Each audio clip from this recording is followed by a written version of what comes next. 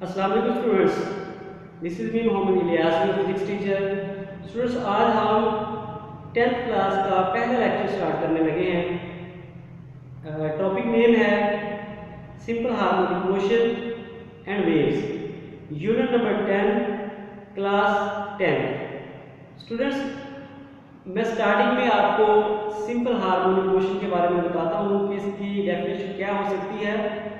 Meanwhile we will calculate and also derive a relationship. तो वहाँ से भी हम देखेंगे कि एक नई डेफिनेशन निकलती है, वो क्या है।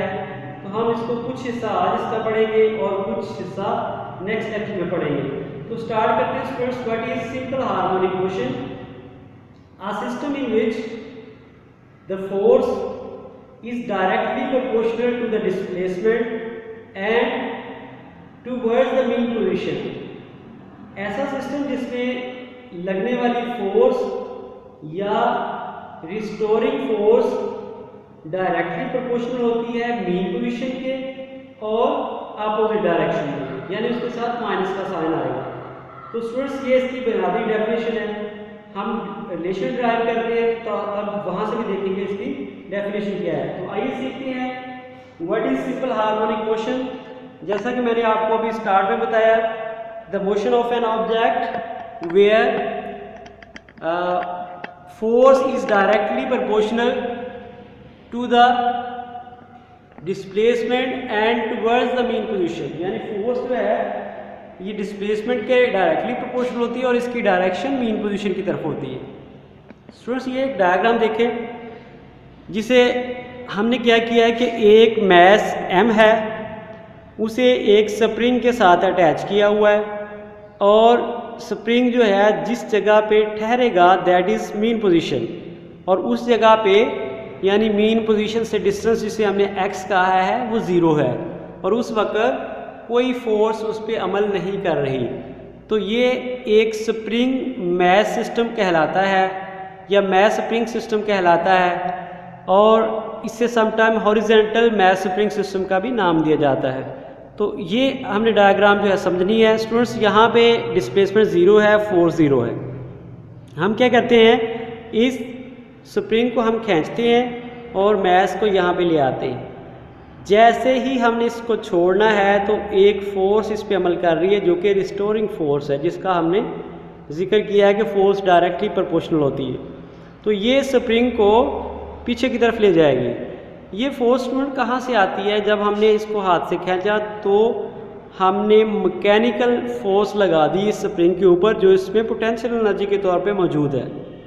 जब भी हमने मैस को छोड़ना है, इसने इसको वापस लेके जाना है और वापस मीन पोजीशन पे नहीं रुक सकती बिकॉज ऑफ इट्स इनर्शिया। ये इनर्शिया की वजह से आगे निकल जाएगी मीन पोजीशन से। तो ये सिचुएशन बनेगी, यानी अगर इसको हम नॉमिनेट करना चाहें पॉइंट्स को, हम इसको कह देते हैं ये ए पॉइंट है, ये बी है और ये सी है। तो सी पॉइंट पे बात कर रहे हैं हम कि स्प्रिंग जो है वो कंप्रेस हो जाएगा, यानी उसमें पोटेंशियल एनर्जी रहेगी और दोबारा फोर्स इस मैस को वापस मीन पोजीशन की तरफ लेके जाएगी। तो यहाँ पे और यहाँ पे फोर्स की डायरेक्शन क्या है? Towards the mean position. So इसलिए हमने कहा है कि डिस्प्लेसमेंट के ये डायरेक्टली प्रोपोर्शनल होती है और इसकी डायरेक्शन मीन पोजीशन की तरफ होती है। स्टूडेंट्स, हमने मैस को ए पे छोड़ा था और वो रुकेगा नहीं, यहाँ पे ए प्राइम और ए के दरमियान वो ऑसिलेट करेगा, यानी वाइब्रेट करेगा from A to A prime and then back to A. तो किसी भी ऑब्जेक्ट की ऐसी मोशन जिसमें वो अपनी मीन पोजीशन के इर्द गिर्द घूमे, इर्द गिर्द आगे पीछे चले, तो इसको हम कहते हैं to and fro motion. So the simple harmonic motion can also be defined in this way that the motion of an object in which it is oscillating or it is vibrating about its mean position, this is known as simple harmonic motion and it is written as S dot H dot M. S stands for simple, H for harmonic and M for motion। तो आपको ये याद रखना होगा। तो students, start करते हैं हम। जैसा कि मैंने स्टार्ट में बताया कि डेफिनेशन बताती है force is directly proportional to the displacement. Negative sign show करता है कि अपोजिट डायरेक्शन में है। जब भी हम इस प्रोपोर्शनैलिटी को ख़त्म करेंगे तो इक्वालिटी लगाने के लिए हमें एक कांस्टेंट की ज़रूरत पड़ती है। स्टूडेंट्स ये जो के है यहाँ पे, इसको स्टिफनेस कांस्टेंट कहते हैं। स्टिफनेस कांस्टेंट हार्ड स्प्रिंग के लिए ज़्यादा वैल्यू रखता है और सॉफ्ट के लिए इसकी वैल्यू कम होती है। यानी जितना कोई स्प्रिंग हार्ड होगा इट मीन वहाँ पे उसकी स्टिफनेस ज़्यादा है। नाउ स्टूडेंट्स अगर हम इस इक्वेशन को रीअरेंज करें, एफ को हम डिवाइड कर दें, के को हम एक साइड पे रखें, तो क्या करना पड़ेगा, हमें इस रिलेशन को रीअरेंज करना पड़ेगा। तो क्या करेंगे, हम इस x को हम इस फोर्स के नीचे जाके डिवाइड कर देंगे, तो आपके साथ ये रिलेशन आ जाएगा k is equal to minus F over X. तो ये k फाइंड करने का फार्मूला है जिसे स्टिफनेस कांस्टेंट का नाम दिया गया है। स्टूडेंट्स हमें ये भी पता है कि जब भी किसी ऑब्जेक्ट पे फोर्स लगती है तो वहाँ पे न्यूटन का सेकंड लॉ अप्लाई होता है। वो क्या कहता है, force is equal to M A. तो अगर हम ऐसा करें कि इस फोर्स की जगह पे यहाँ पे ये एम ए पुट कर दें तो हमारे पास रिलेशन इस तरह से बन जाएगा, K is equal to minus M A over X. तो स्टूडेंट्स अगर हम इस इक्वेशन को रीअरेंज करें तो हमारे पास ये रिलेशन कुछ इस तरह से बन जाएगा, के को ऊपर मल्टीप्लाई कर दें और m को नीचे डिवाइड कर दें, तो आपके पास रिलेशन ये बनेगा।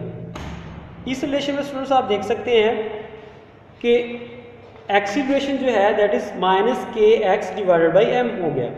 अब स्टूडेंट्स किसी भी स्प्रिंग के लिए k और m ये कांस्टेंट है, यानी ना तो k एक्सपेरिमेंट के दौरान चेंज हो सकता है और ना वो मैथ जो हमने उसके साथ अटैच किया हुआ है। लिहाजा इसको हम एक नया कांस्टेंट के प्राइम का नाम दे सकते हैं। तो ये जो है जिसे हमने एक्सीलरेशन का नाम दिया है ये इक्वल है माइनस के प्राइम एक्स, यानी ये जो कांस्टेंट है के प्राइम ये बेसिकली है के बाई एम के इक्वल।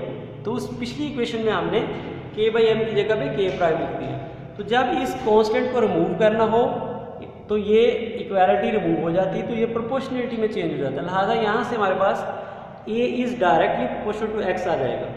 तो एक नई डेफिनेशन बन गई सिंपल हार्मोनिक सिस्टम की या मोशन की, the motion of an object in which acceleration is directly proportional to the displacement and is towards the mean position.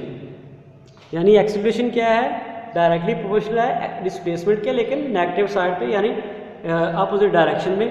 तो ये नई डेफिनेशन है हमारे पास। तो स्टूडेंट्स हमारे पास अब तीन डेफिनेशंस हैं, जिसमें एक हमने कहा force is directly proportional to displacement, and secondly हमने ये कहा acceleration is directly proportional to displacement, और तीसरी definition the to and fro motion of an object about its mean position which is named as simple harmonic motion और oscillation और vibration. तो students आज का लेक्चर इतना ही। कल इंशाल्लाह इसी में से नेक्स्ट लेक्चर का कुछ पोर्शन हम पढ़ेंगे और विद एग्जांपल्स इसको हम डिस्कस करेंगे। नेक्स्ट लेक्चर तक के लिए अल्लाह हाफिज़, बहुत शुक्रिया।